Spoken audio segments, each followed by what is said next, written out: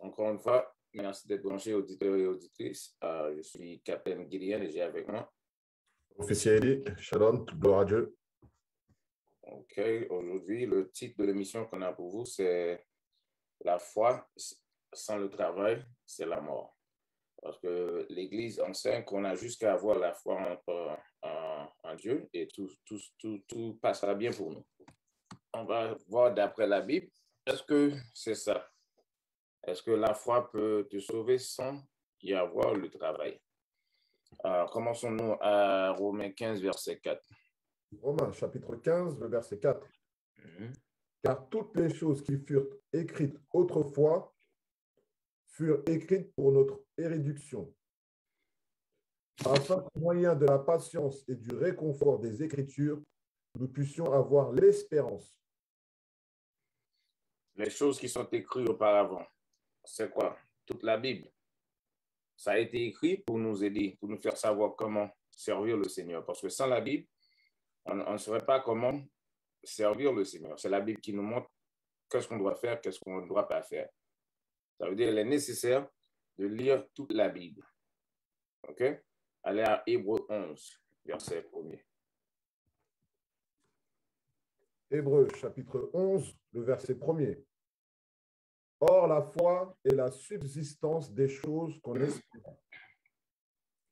La foi, c'est la subsistance des choses qu'on espère. Faites attention. L'évidence des choses non visibles. L'évidence des choses non visibles. Ça veut dire quoi? Pour avoir des évidences, il faut que quelque chose se fasse. Vous voyez bien? Parce que si tu dis que tu as la foi, comment pouvez-vous prouver que tu as la foi? Tu dois faire quelque chose.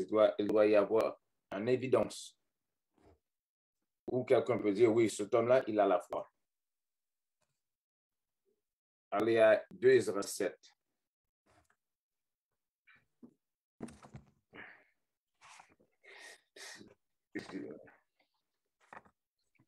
Deux Esdras chapitre 7, commencez au verset 20.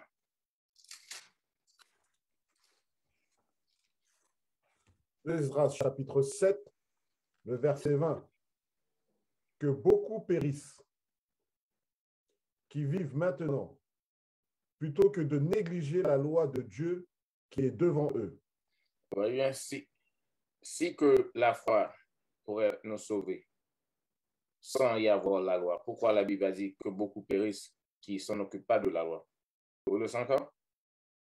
Que beaucoup périssent, qui vivent maintenant, plutôt que de négliger la loi de Dieu qui est devant eux. Il ne faut pas négliger les lois de Dieu. Parce que quand tu dis tu as la foi en Christ, en Dieu, tu dois appliquer ce qu'il t'a demandé d'appliquer. Sans la loi, on ne peut pas faire quoi? Sans la loi, on ne peut pas servir le Seigneur. Ce qu'il m'a demandé de faire, bon, ça sert à quoi? De dire que j'ai la foi. C'est la même chose que si je dis que j'ai la foi, je vais devenir un docteur, mais je ne vais pas à l'école. Comment pourrais-je devenir un docteur? Ben, c'est la même chose. C'est pour vous montrer que l'Église dit des sottises. OK, continuez à lire. Verset 21. Car Dieu a strictement commandé à ceux qui sont venus dans le monde, quand ils sont venus, ce qu'ils doivent faire pour vivre. Dieu a strictement commandé à qui? À ceux qui viennent dans le monde, ce qu'ils doivent faire pour vivre. Strictement, ça veut dire qu'il y a des règlements qu'on doit suivre pour y avoir la vie. Sans ces règlements-là, si on n'applique pas ces règlements, l'opposé de la vie, c'est quoi? La mort. Sans la loi, on est déjà mort. Avoir la foi, pour montrer que tu as la foi, ce que tu dois faire, c'est d'observer les règlements de Dieu. Des règlements stricts que Dieu nous a donnés. Continue. Et ceux qu'ils doivent observer pour éviter la punition. Ce qu'il doit observer. On observe quoi? Des règlements, des lois, des commandements. Si on observe ce que Dieu a demandé, on va y avoir la vie. si on observe les règlements de Dieu, c'est garanti pour nous que c'est quoi? La porte du ciel sera ouverte pour nous. Continue. Verset 22. Cependant, il n'était pas obéissant. Cependant, il n'était pas quoi? Obéissant. Cependant, il n'était pas obéissant. Parce que l'Église a dit que la loi a été abolie, on doit y avoir seulement la foi. C'est comme ça qu'on n'est pas obéissant à Dieu. Pour mon enfance, ma petite fille, pour savoir qu'elle obéit qu'elle obéit les règlements que j'ai dans la maison, elle a à faire ce que je la demandé de faire. Si elle a choisi de ne pas faire, elle n'est pas obéissante. En tant qu'homme, en tant que femme, vous avez des enfants et c'est la même chose pour vous. Et comment se fait-il que pour le Seigneur, c'est tout à fait différent? Juste y avoir la foi. Faites tous les tapages que vous voulez faire, juste y avoir la foi. Sans le travail. Allez, continue. Cependant, il n'était pas obéissant. Et ils parlaient contre lui. Et ont conçu pour eux-mêmes de vaines pensées. Ouais, vous voyez bien? Et ont conçu pour eux-mêmes de vaines pensées. De vaines pensées. Quelle sorte de pensée? Tu n'as pas besoin de t'en occuper pas des règlements de Dieu. Jusqu'à aller à l'église, n'importe quel jour que tu veux, bien que la Bible a dit, observer le sabbat. Vous voyez bien? Fais tout ce que tu veux, tu as jusqu'à te mettre à genoux et prier Dieu et comme ça, tout marchera pour toi. Non, point du tout.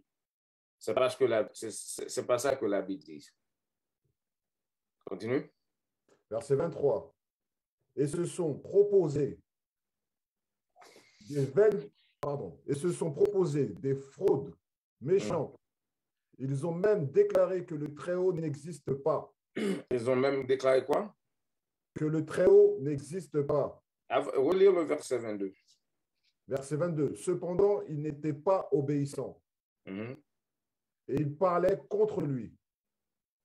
Ils ont conçu pour eux-mêmes de vaines pensées. Ils ont conçu pour eux-mêmes de vaines pensées. Allons-y à Matthieu. On va retourner là. Allons-y à Matthieu 15, le verset 1er jusqu'à 3. Pour montrer les mêmes choses qui se passaient auparavant, ce sont les mêmes choses qui se passent aujourd'hui aussi. Il avait toujours dans l'Église des gens, chapitre 15, le verset 1er jusqu'à 3. Il avait toujours dans l'Église des gens qui voulaient faire, qui ont eu leur propre opinion, et il fait ça passer au lieu des règlements de Dieu. Lisez ça pour nous. Matthieu 15, le verset 1er. Puis des scribes et des pharisiens qui étaient de Jérusalem vinrent à Jésus, disant: Pourquoi tes disciples transgressent-ils la tradition des anciens? Vous voyez, la tradition des anciens, ce sont des vaines pensées. Ce sont des choses qui sont créées eux-mêmes, mais ça ne se trouve pas dans la Bible. Allez. Car ils ne lavent pas leurs mains lorsqu'ils mangent du pain. Donc, dans la Bible, il n'y a aucun verset qui dit que si tu ne laves pas tes mains, tu vas aller dans l'enfer. Tu ne vas pas y avoir la vie éternelle. Mais eux, ils ont créé une tradition à propos de leurs vaines pensées. Continue. Verset 3. Mais il répondit et leur dit: Pourquoi vous aussi transgressez-vous le commandement de Dieu par vos traditions? Pourquoi vous aussi, vous, transgressez le commandement de Dieu? Continue. Par votre tradition. Par votre tradition. Les traditions d'hommes transgressent la loi de Dieu. C'est ce que le Christ a dit. Mais si le Christ a dit, on ne doit pas transgresser les commandements de Dieu, comment fait-ce que l'homme lui-même dit, les lois, on ne doit pas les suivre? Mais on regarde bien, quand il s'agit de la dîme et les offrandes, toutes les églises acceptent cela. Mais ça fait partie des lois et des règlements. Si le pasteur a dit que les lois ont été abolies, pourquoi il continue à collecter les dîmes et les offrandes? C'est un voleur. Et vous qui faites partie de ces églises-là, vous devez sortir de ces églises-là. Sinon, vous irez directement dans l'enfer. Retournez à Esdras.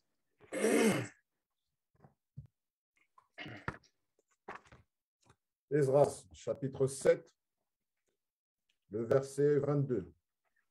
Cependant, ils n'étaient pas obéissants et ils parlaient contre lui.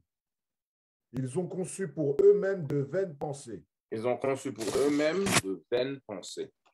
Allez. Et se sont proposés des fraudes méchantes. Ils ont même déclaré que le Très-Haut n'existe pas. Il y a certaines personnes sur la terre, à cause de ces fausses églises, ils disent, bon, le Seigneur n'existe pas. Ils continuent, ils mènent leur vie de n'importe quelle façon. Ils s'en occupent pas mal des églises parce que selon la compréhension qu'ils ont reçue, ils peuvent voir que l'Église, c'est rien ça. Pour ça, ils disent il n'y a pas un Dieu. Continue. Ils ont ignoré ses voies. Ils ont ignoré quoi? Ses voies. Ils ont ignoré les voies du Seigneur. Où se trouve la voix du Seigneur dans la Bible? Ça veut dire les paroles qui sont écrites. Allez. Verset 24. Ils ont méprisé sa loi. Ils ont méprisé quoi? Sa loi. C'est ça le caractère des faux chrétiens là. Ils méprisent la loi de Dieu. Allez. Et ont nié ses alliances. Renier ses alliances parce que les alliances ont été faites avec qui? Avec les Israélites. Et l'Église dit quoi? Vous pouvez devenir un Israélite en esprit. Ben, ça ne fait pas sens là. Parce que aujourd'hui, je ne peux pas devenir chinois par esprit. Je ne peux pas devenir allemand par esprit. Comment se fait-il le seul nationalité que vous pouvez devenir en esprit, c'est un Israélite? Non, ils ont renié les alliances du Seigneur. Ils n'acceptent pas ça. Ils disent que le Seigneur est venu mourir pour tout le monde. Mais d'après la Bible, le Seigneur est venu mourir seulement pour les enfants d'Israël, les brebis perdues d'Israël, les enfants de l'esclavage. C'est nous ça. Les enfants de la colonisation. Nous qui sommes en train de souffrir sur cette terre jusqu'à nos jours. C'est nous les Israélites. On est en train de souffrir parce que les autres nations savent que nous sommes les Israélites, mais nous, on ne le sait pas. Allez? Ils ont été infidèles à ses statuts. Ils ont été infidèles à ces statuts. Parce que quand tu regardes l'Église, les fêtes des nouvelles lunes, l'Église ne pratique pas ça. À vrai dire, tous les fêtes bibliques, les églises, quand il s'agit de célébrer les fêtes, ils sont en train de célébrer des fêtes mondaines qui n'ont aucun rapport au Seigneur. Mais les fêtes qui sont écrites dans la Bible, qu'est-ce qu'ils fassent avec ça? Ils ne veulent pas suivre la Bible. Vous reprenez cette verset? De Esdras, chapitre 7, le verset 24. Ils ont méprisé sa loi et ont nié ses alliances. Et ont nié ses alliances. Et renié ses alliances. Ils ont été infidèles à ses statuts. Ils ont été infidèles à ses statuts. La Bible a dit que les femmes ne doivent pas mettre des pantalons. Dans toute l'Église, il y a des femmes qui mettent des pantalons. Les femmes ne doivent pas devenir pasteurs ou prêtres ou prophètes. Il y a plusieurs églises qui ont des femmes qui sont des prophètes et des pasteurs. Vous voyez bien? Un homme ne doit pas coucher avec un autre. Deux hommes ne doivent pas coucher l'un avec l'autre. Mais il y a des églises qui font le mariage pour eux. Ils ont renié les commandements de Dieu pour faire toutes sortes de choses qui est mal sur la terre. Tu as fini ça ou quoi? Non? Continue. Ils ont été infidèles à ses statuts et n'ont pas exécuté ses œuvres. Ils n'ont pas fait quoi? Exécuter ses œuvres. Quand tu dis que tu as la foi, vous devez exécuter les œuvres de Dieu. C'est ça la foi. tu dois y avoir des œuvres pour montrer que tu as la foi. Allez à Ecclésiastique 44, verset 16. Ecclésiastique 44, verset 16. Le monde est fou, là, parce qu'ils pensent qu'ils peuvent mener leur vie sans y avoir des œuvres pour démontrer au Seigneur qu'ils veulent vraiment servir le Seigneur. À chaque fois qu'on veut achever quelque chose, on doit travailler. Et la meilleure chose sur la terre, c'est quoi? C'est d'y avoir la vie éternelle. Et comme on fait, c'est la seule chose qu'on n'a rien à faire pour y avoir la vie éternelle. Tout ce qu'on veut acquérir sur la terre, on doit travailler pour ça. Mais quand il s'agit du ciel, aller en ciel, tu n'as rien à faire. Tu as juste qu'à avoir la foi. Non, pas du tout. 44, verset 16. Siracide, Ecclésiastique, chapitre 44, le verset 16. Enoch a plu au Seigneur et a été enlevé. Il était un exemple de repentance pour toutes les générations. Et Enoch a fait quoi? Enoch a plu au Seigneur. Enoch a plu au Seigneur. Et a été enlevé. À cause de ça, Dieu l'a racheté. Il était un exemple de repentance pour toutes les générations. Ça, là. Il était un exemple de repentance. Allez, verset 17. Verset 17. Noé a été trouvé parfait et juste. Noé a été trouvé parfait. Pour faire plaisir au Seigneur, vous devez être parfait. Et la chose qui peut te rendre parfait, c'est quoi ça? Donne-moi ça dans Somme. On va retourner là. Somme 19, verset 7. On va voir qu'est-ce qui peut te rendre parfait sur la terre. Parce qu'on doit être parfait pour entrer dans le ciel. Mais l'Église dit la foi. Aucun travail, seulement la foi. Allez, lisez ça. Noah était un homme parfait. Allons voir quelle chose que vous pouvez utiliser dans ta vie pour devenir parfait. Psaume 19, verset 7. Mm-hmm. La loi du Seigneur est parfaite. La loi du Seigneur est quoi? Est parfaite. La loi du Seigneur est parfaite. Convertissant l'âme. Convertissant l'âme. C'est la loi qui peut te changer. Comment? Tu avais l'habitude de fumer. La loi a dit, ton corps est le temple du Seigneur. Tu ne dois pas le détruire. En lisant cette loi, tu vas réfléchir et comme ça, tu vas dire, tu sais quoi? Je ne vais pas fumer. Parce qu'il n'y a rien de mal avec la loi. La loi nous a été donnée pour nous changer, pour nous ramener vers le Seigneur, en suivant la route qu'il a laissée pour nous. La loi a dit que vous devez obéir le sabbat. Ben, c'est ce que tu dois faire. Vous reprenez ça au commencement? La loi du Seigneur est parfaite, convertissant l'âme. La loi du Seigneur est parfaite, convertissant l'âme. Le témoignage du Seigneur est sûr, rendant sage le simple. La Bible, ça c'est sûr. En lisant la Bible de jour en jour, on va devenir beaucoup plus sage. Parce qu'il y a beaucoup d'informations là-dedans. Et en appliquant les lois, on va devenir quoi? Parfait. Retournons à Ecclésiastique. Siracide, chapitre 44, le verset 17. Noé a été trouvé parfait. La raison pour laquelle que Noé a été trouvé parfait, parce qu'il observait les règlements de Dieu. Dieu lui a donné un boulot à faire. Qu'est-ce qu'il devait faire? Prêcher la vérité en construisant l'arc. Vous voyez, il a fait un travail. Continue.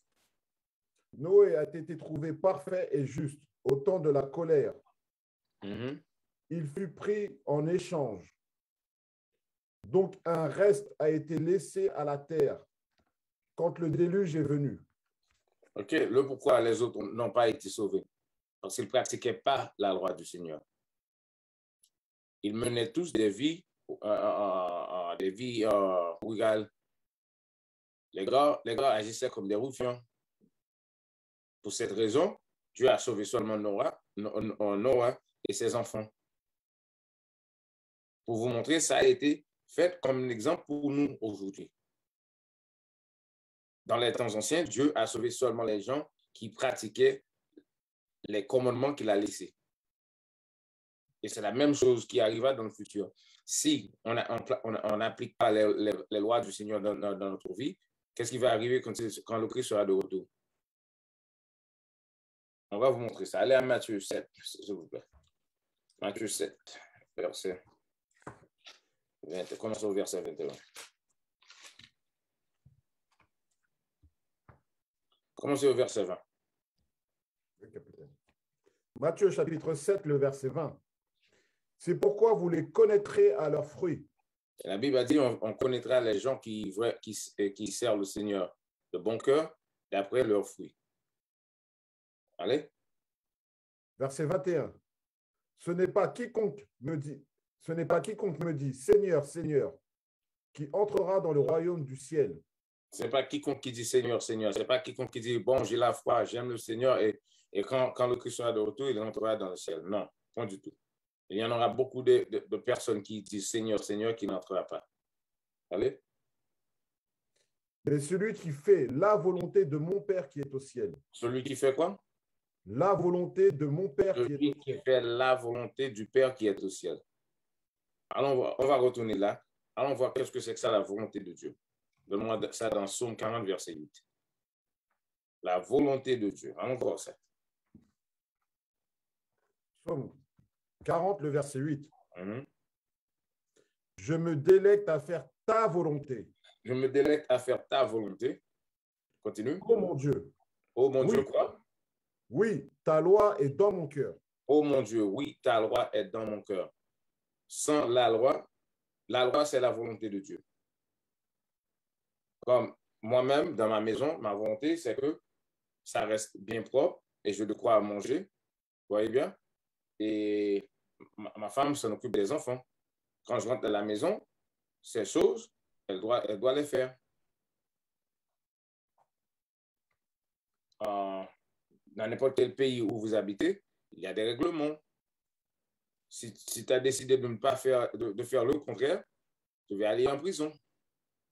C'est la même chose avec le Seigneur.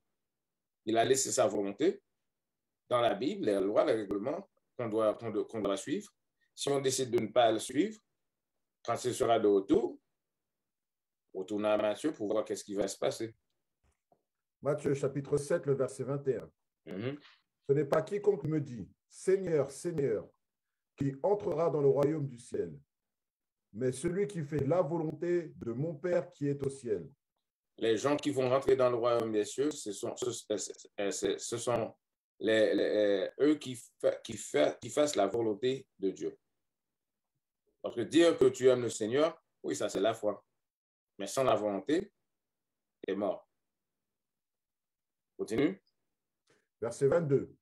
Beaucoup me diront en ce jour-là, Mm-hmm. Seigneur, Seigneur, n'avons-nous pas prophétisé en ton nom?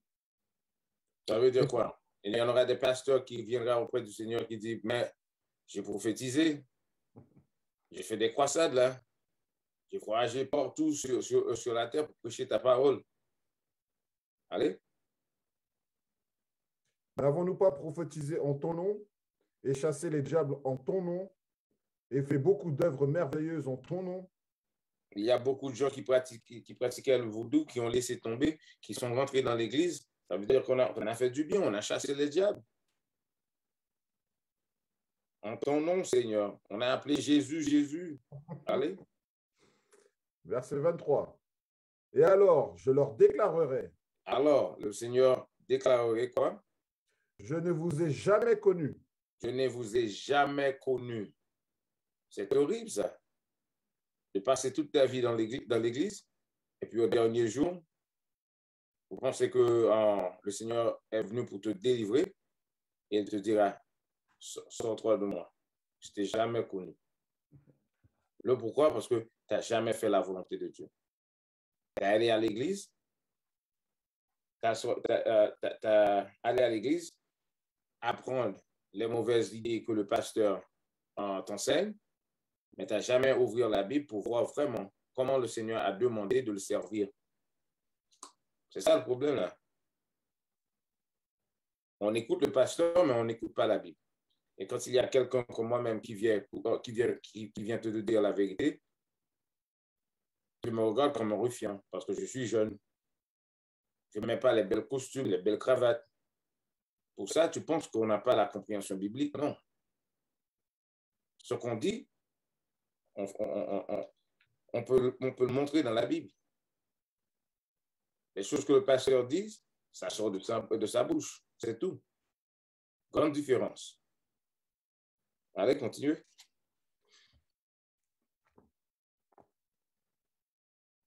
Verset 23. Alors je leur déclarerai, je ne vous ai jamais connu. Alors je déclarerai, je ne vous ai jamais connu. Allez. Retirez-vous de moi. Retirez-vous de moi. Vous qui pratiquez l'iniquité. Vous qui pratiquez l'iniquité. L'iniquité, c'est quoi? Le péché. Il y a des gens sur la terre qui pratiquent le péché. Ça veut dire qu'ils pêchent chaque jour. Pour eux, c'est comme un sport. Faire le péché, c'est comme un sport. Allons voir qu'est-ce que c'est que ça, le péché. Peut-être cette verset peut vous aider. 1 Jean 3, verset 4. 1 Jean, chapitre 3, le verset 4. Quiconque commet le péché transgresse aussi la loi. Quiconque commet le péché transgresse la loi. Allez. Car le péché est la transgression de la loi. Le péché est la transgression de la loi. Mais mon vieux, ton pasteur a dit que la loi a été abolie. C'est pour ça qu'au dernier temps, le Christ dira à les fidèles qui font partie de ces églises, tu n'es jamais connu. Parce que tu as passé toute ta vie en pratiquant l'iniquité. Tu n'as jamais appliqué la loi dans ta vie. Toute ta vie, tu n'as jamais observé les nouvelles lunes, les fêtes de dédicace, les fêtes de Pâques juif, les fêtes du trompette. Vous voyez bien? Ces fêtes-là font partie de la Bible, mais au lieu, qu'est-ce que tu pratiques? Tu observes les fêtes de Noël, qui n'est pas biblique. OK? Basiquement parlant, tu as observé tous les fêtes que le monde t'a donnés. Mais tu dis que tu aimes le Seigneur, mais tu ne veux pas célébrer les fêtes que le Seigneur a laissées pour vous. C'est comme ça que tu as passé toute ta vie pratiquant quoi? Le péché. Capitaine, on peut ajouter 1 Jean 2, chapitre 2, le verset 3 et 4. Allez donc. 1 Jean, chapitre 2, verset 3. Par ceci, nous savons que nous le connaissons. Si nous gardions ses commandements. Si nous gardions les commandements de Dieu, c'est comme ça qu'on peut dire qu'on connaisse le Seigneur. Allez. Verset 4. Celui qui dit, je le connais. Celui qui dit, je connais le Seigneur. Toutes les religions du monde disent, ils connaissent le Seigneur. Le plus souvent, ils disent qu'ils ont des relations personnelles avec le Seigneur. Ça, c'est mon Dieu. Il entend ma prière. OK, continue. Celui qui dit, je le connais, et qui ne garde pas ses commandements, est un menteur. Est un quoi? Est un menteur. Celui qui dit, je connais le Seigneur, et ne garde pas les commandements de Dieu, est un menteur. Ou ça veut dire quoi? Ton pasteur est un menteur. Est un menteur. Et si ton pasteur est un menteur, tu es quoi? Un menteur. Ta maman est un menteur. Ton père est un menteur. Toute ta famille sont des menteurs. Toute l'Église sont des menteurs et des menteuses. Le pourquoi? Parce qu'ils n'observent pas les règlements de Dieu. Maintenant, si tu écoutes l'émission, c'est à toi de décider qu'est-ce que vous allez faire. Parce que Dieu a dit qu'à la fin des temps, je vais accepter seulement ceux qui font la volonté de mon Père. Était le père d'une multitude de nations. Et personne n'a été trouvé comme lui dans la gloire. Faites attention bien. Et Abraham, personne n'a été trouvé comme lui. Il était un homme spécial à Dieu. Lis. Verset 20. Il observa la loi du Très-Haut. Il observa quoi? La loi du Très-Haut. Abraham a observé les règlements de Dieu. Mais vous ne voulez pas observer les règlements de Dieu. En même temps, tu appelles Abraham comme tu as dit que Abraham est ton père. Tu aimes Abraham, tu aimes le Seigneur, mais Abraham, il n'y avait personne comme lui et il a appliqué les lois. Noé a appliqué les lois. Enoch a appliqué les lois. Et pourquoi vous ne voulez pas appliquer la loi? Oh, l'Église a dit que le Christ était venu pour abolir les lois. Et l'Église utilise Matthieu 5, verset 17 pour dire ça. Il observa la loi du Très-Haut et fut traité en alliance avec lui. Il a établi l'alliance dans sa chair. Et quand il a été testé... L'alliance dans la chair, c'est la circoncision qu'on doit toujours pratiquer aujourd'hui. Et quand il a été testé, il a été trouvé fidèle. Ah, quand il a été testé, il a été trouvé fidèle. Ça veut dire qu'Abraham avait la foi. Comment? En observant les règlements de Dieu. Tout ce que le Seigneur a demandé à Abraham de faire, Abraham l'a fait. Il allait même sacrifier son enfant Isaac. C'est pour prouver il avait tellement de foi, il a fait tout ce que le Seigneur a demandé de faire. Maintenant, allez tout de suite à Matthieu 5, 17 pour voir, d'après cette verset, si la loi a été abolie. Parce que les gens peuvent dire que, oh non, tu es en train de parler des gens qui existaient durant l'Ancien Testament. Dans le Nouveau, ça a changé. OK, allons voir. Matthieu, chapitre 5, le verset 17. Ne pensez pas que je sois venu détruire la loi ou les prophètes. Je ne suis pas venu pour détruire, mais pour accomplir. Le Christ a dit, je ne suis pas venu pour abolir, mais pour accomplir. Pour détruire, mais pour accomplir. Pour accomplir. Ce que Jérémie a enseigné, le Christ est en accord avec ça. Parce que prêtez attention bien. Quand le Christ était sur la terre, le Nouveau Testament n'existait pas. Ça veut dire, le Christ prêchait la parole selon l'Ancien Testament. Et le Christ a observé les règlements de Dieu. Quand tu lis dans Jean 10, 22, le Christ a observé les fêtes de dédicace. Le Christ a observé les fêtes de Pâques juifs. Mais vous, tu n'as jamais fait ça. Vous n'avez jamais fait ça. Continuez à lire. Verset 18. Attendez, la chose que le Christ était venu accomplir, c'est la mort, ce qui était prophétisé de lui qu'il devait mourir pour la nation d'Israël. Continuez. Verset 18. Car en vérité, je vous le dis, jusqu'à ce que le ciel et la terre passent, un seul iota ou un seul trait en aucun cas ne passera de la loi, jusqu'à ce que tout soit accompli. Tout autant que la terre existe, la loi existe. C'est ce que le Christ a dit. Comment le pasteur peut utiliser cette verset pour dire que la loi a été abolie? Continue. Verset 19. Quiconque donc enfreindra l'un de ces plus petits commandements et enseignera aux hommes à faire ainsi sera appelé le plus petit. Quiconque a fait quoi? Quiconque donc enfreindra l'un de ces plus petits commandements. Quiconque enfreindra l'un de ces plus petits commandements. L'un de ces plus petits commandements. Un homme doit porter la barbe aux joues. Les femmes ne doivent pas mettre des pantalons. On ne doit pas manger les viandes de porc. On doit observer les lois alimentaires. Ça c'est simple à faire. Vous pouvez prendre le verset? Quiconque donc enfreindra l'un de ces plus petits commandements et enseignera aux hommes à faire ainsi sera appelé le plus petit dans le royaume du ciel.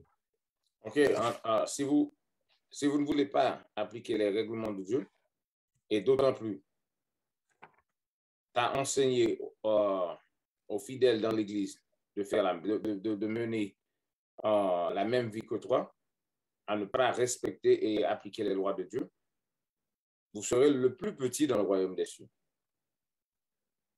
Ça veut dire que tu seras mis à mort. Parce que seulement les hommes pieux rentreront dans le royaume des cieux. Auditeurs et auditrices, écoute bien la parole de Dieu et changez. Changez votre vie. Commencez à appliquer les règlements de Dieu afin que quand il sera de retour, tu peux y entrer dans le royaume des cieux. OK? Allez à Genèse 26. Genèse, chapitre 26, le verset 5. Parce qu'Abraham obéit à ma voix. Abraham obéit à la voix du Seigneur. Et garde mes ordres, garde mon ordre. And garde l'ordre du Seigneur. Mes commandements, mes statuts et mes lois. Mes commandements, mes statuts et mes lois. Ça nous montre quoi? Toutes les choses que le Seigneur a dit, a écrit, Abraham les a obéies. Si le monde pense que la loi nous a été donnée par Moïse dans le livre d'Exode, mais si ça c'est vrai, comment se fait-il qu'Abraham a observé les lois de Dieu? Les lois existaient déjà. Ce qui s'est passé dans le livre d'Exode, on était quoi? On était juste venus d'Égypte. Dans l'esclavage, durant l'esclavage, on ne pouvait pas y avoir les règlements. On a observé ce que les Égyptiens observaient. En sortant d'Égypte, Dieu nous a redonné les commandements. Mais ça existait auparavant. OK, allons-y à Jacques, chapitre 2.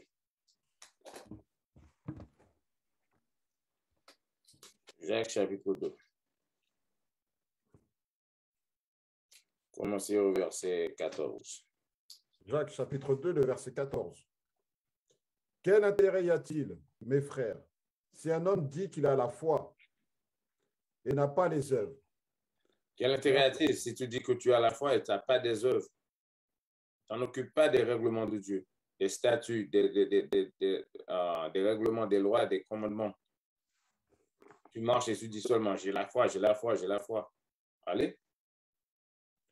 La foi peut-elle le sauver? Est-ce que la foi tout seul peut te sauver? La réponse est non. Il doit y avoir des œuvres. Allez. Verset 15. Si un frère ou une sœur sont nus et manquent de nourriture quotidienne. Verset 16. Et que l'un de vous leur dise, allez en paix, soyez réchauffés et rassasiés.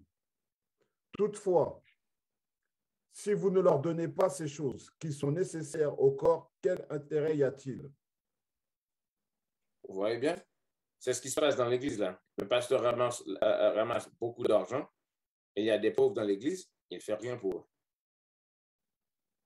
Et je vais prier pour toi, ma soeur. T'en fais pas. Aie confiance en Dieu. Donne-moi tout ce que tu as et allez à la maison. Je vais prier pour que Dieu te bénisse. Mais lui, quand il en a besoin, il fait passer les corbeilles. Pourquoi le pasteur t'a dit d'aller à la maison de prier pour y avoir, mais lui, il ne prie pas pour y avoir?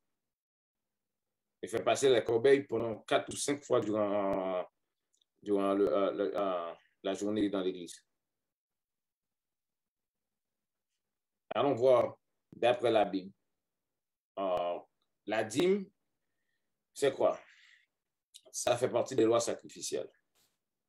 Ça n'avait aucun rapport avec l'argent. Et on avait des offrandes qu'on donnait, ça c'était l'argent. Allons voir d'après la Bible qu'est-ce qu'on devait faire avec cet argent-là. Allez à Actes chapitre 2, le verset 44.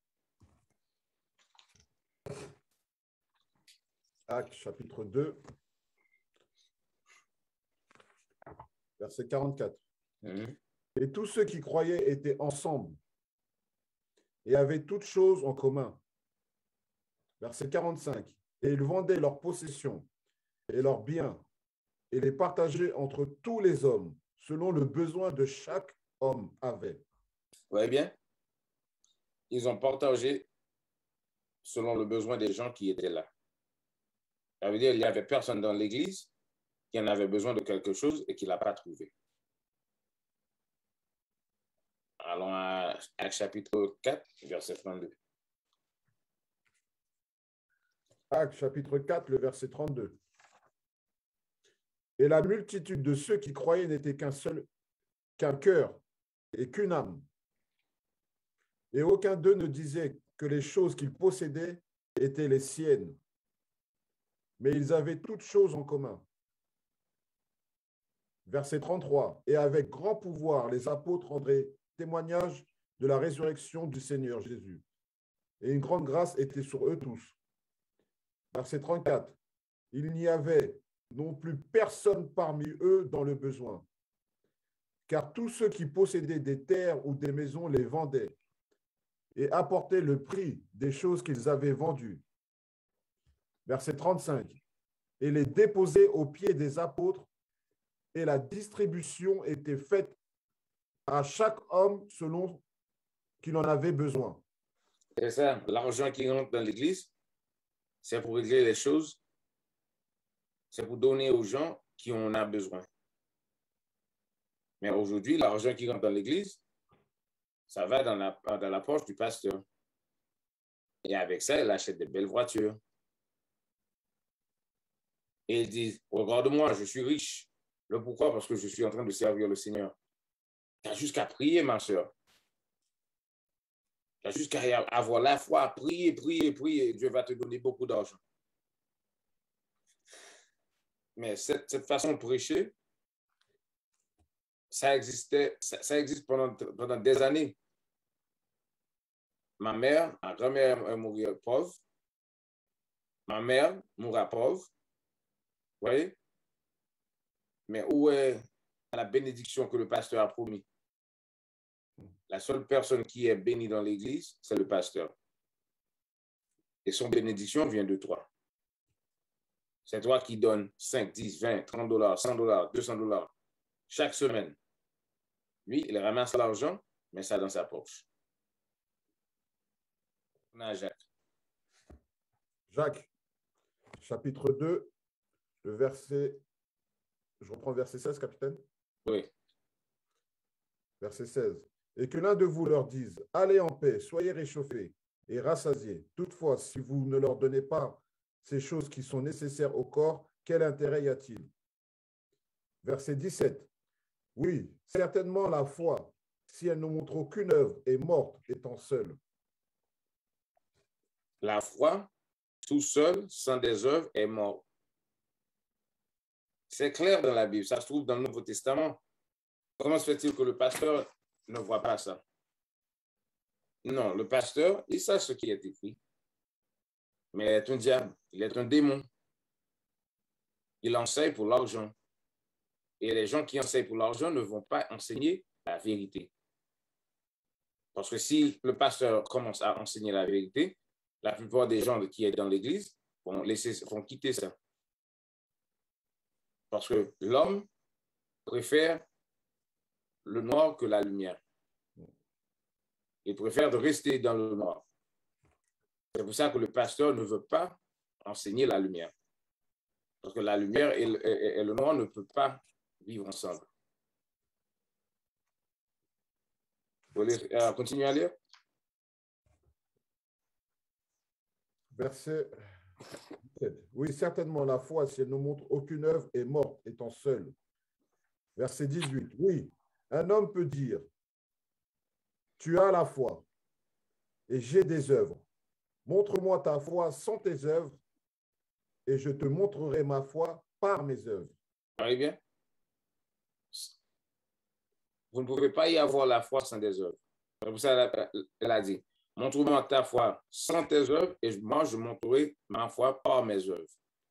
Comme j'ai pris comme exemple, si nous deux, on dit, bon, on va devenir nous deux, on va devenir des docteurs. Et toi, tu vas à l'école, moi je reste à la maison. Qui va devenir un docteur? C'est toi, parce que tu as des œuvres. Moi, je dis seulement, j'ai la foi, je vais devenir un docteur, j'ai la foi, je vais devenir un docteur. Ou tu dis, moi, je vais devenir un grand footballeur. Mais quand il s'agit de faire des entraînements, rester au lit, coucher, faire dodo, tu ne fais pas des couches, tu ne travailles pas les abdos, tu ne fais rien. Mais l'homme qui fait les exercices, c'est lui qui va devenir un grand footballeur. La foi sans les œuvres est mort. Pour montrer que vous avez la foi, vous devez faire quoi? Vous devez y avoir des œuvres. Ce que les lois de Dieu t'ont demandé de faire, c'est ce que tu dois faire si tu as la foi. Continue à lire. Verset 19. Tu crois qu'il n'y a qu'un seul Dieu? Tu fais bien. C'est bien ça, parce que tu crois qu'il y a un seul Dieu. C'est bien. Allez. Les diables aussi le croient et tremblent. Les diables aussi croient qu'il y a un seul Dieu. Ils ont peur de ce Dieu. Les diables sont beaucoup plus justes que vous. Parce qu'ils tremblent, mais toi, qu'est-ce que tu fais? Tu n'as pas peur de Dieu. C'est pour ça que tu mènes ta vie n'importe quelle façon. Bien que vous savez il y a un Dieu, mais t'as pas, ce Dieu-là ne sert à rien parce que tu mènes ta vie comme tu veux. Comme s'il ne peut rien te faire. OK, continue à lire. Verset 20. Mais veux-tu savoir, ô homme vain, que la foi sans les œuvres est morte? La foi sans les œuvres sont mortes. Tu es déjà mourir si tu continues à vivre la vie sans appliquer les règlements de Dieu dans ta vie. Tu es un homme mort. Parce que tes œuvres, c'est l'esprit qui est dans toi. Ton corps représente quoi? La foi. Le souffle de vie représente quoi? La loi. Le corps ne peut pas vivre sans l'esprit.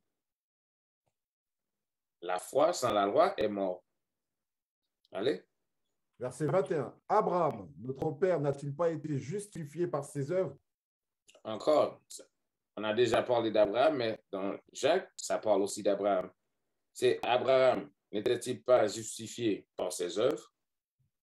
On a déjà montré que Abraham a appliqué les lois dans sa vie. Tout ce que Dieu a commandé à Abraham de faire, il l'avait fait. Il était un homme pieux. Il a écouté et appliqué. C'est ce qu'on doit faire aujourd'hui. La même chose qu'Abraham avait fait. Avoir la foi en Dieu en observant et en faisant ce qu'il nous a demandé de faire. Oui? Abraham, notre père, n'a-t-il pas été justifié par ses œuvres lorsqu'il offrit Isaac, son fils, sur l'autel? Verset 22. Vois-tu comment la foi est effectuée avec ses œuvres? Vous prenez ce verset? Verset 22. Voici comment la foi est effectuée avec ses œuvres. Voici comment la foi est effectuée avec ses œuvres. Il faut y avoir les deux. Si tu dis tu as la foi, tu dois faire ce que Dieu te demande de faire.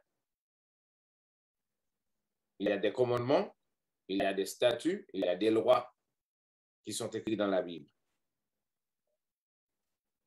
Si vous voulez servir le Seigneur, vous devez appliquer ce qui est écrit. La plupart des églises sur la terre vont à l'église quel jour? Le dimanche. L'église catholique, sous empereur Constantin, ce sont eux qui ont établi le dimanche comme le sabbat. Mais la Bible a dit, Dieu a donné aux hommes aucun pouvoir de changer ce qui est écrit. Ça veut dire tous les gens qui vont à l'église le dimanche est déjà payé, s'ils ne changent pas. C'est à vous de décider. Même si tu te fais passer comme un protestant aujourd'hui, mais tu es toujours catholique. Parce que tu suis les coutumes catholiques. Pas toutes les coutumes, mais principalement aller à l'église le dimanche. La Bible a dit d'observer le sabbat. Si tu as confiance en Dieu, si tu veux faire plaisir au Seigneur, tu dois faire quoi? Appliquer les règlements, appliquer la loi. Continue. Vois-tu comment la foi est effectuée avec ses œuvres, et que par les œuvres, la foi fut rendue parfaite. Et que par les œuvres, la foi fut rendue parfaite. Pour avoir la foi, tu dois faire les lois. Ça marche main dans la main. Continuez. Verset 23. Et l'écriture a été accomplie, laquelle dit, Abraham crut Dieu, et cela lui fut imputé en tant que droiture. Et il fut appelé l'ami de Dieu. Abraham fut appelé l'ami de Dieu. Et j'espère que vous voulez devenir un ami de Dieu. Et tout bien rapide, allez à Jean 14, le verset 15. 15-14. 15-14 pour vous montrer qu'est-ce qu'on doit faire pour devenir l'ami de Dieu. Jean chapitre 15, le verset 14. Vous êtes mes amis si vous faites tout ce que je vous commande. Vous êtes mes amis si vous faites tout ce que je vous commande. Qu'est-ce que Dieu a commandé? D'appliquer les lois, de faire la volonté de son Père, qui est quoi? La loi. Retournez à Jacques. Jacques, chapitre 2, le verset 23. Et l'écriture a été accomplie, laquelle dit, Abraham crut Dieu. Et cela lui fut imputé en tant que droiture. Et il fut appelé l'ami de Dieu. Verset 24. Vous voyez donc comment par ses œuvres un homme est justifié, et non pas par la foi seulement. C'est clair ça. Vous voyez que selon les œuvres, un homme est justifié, non pas par la foi seulement. Tu as besoin des deux, la loi et les œuvres. Ton pasteur t'a menti. Maintenant, c'est à toi de décider qu'est-ce que tu vas faire. Rester dans les fausses églises ou sortir et commencer à appliquer les règlements de Dieu. Continue. Verset 25. De même aussi, Rahab, la prostituée, n'a-t-elle pas été justifiée par ses œuvres lorsqu'elle reçut les messagers et les envoya par un autre chemin? Verset 26. Il les a aidés et en faisant ça, ils ont dit, bon, on ne va pas te tuer. Elle a été justifiée par quoi? Par ses œuvres. Allez. Verset 26. Car comme le corps sans l'esprit est mort, ainsi la foi sans les œuvres est morte aussi. Sans l'esprit, le corps ne peut pas vivre. Sans la loi, la foi est morte aussi. Cessez d'écouter les mensonges que ton pasteur te donne dans l'église. On vous dit shalom, que Dieu vous bénisse et à la prochaine. Shalom. Shalom. We used to scream black power while Heron was pushed.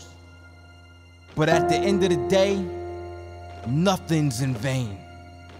IUIC has been given a vision. The tents of Judah has risen. Many has attempted the mission, minor murmuring, omitting, and missing the mark.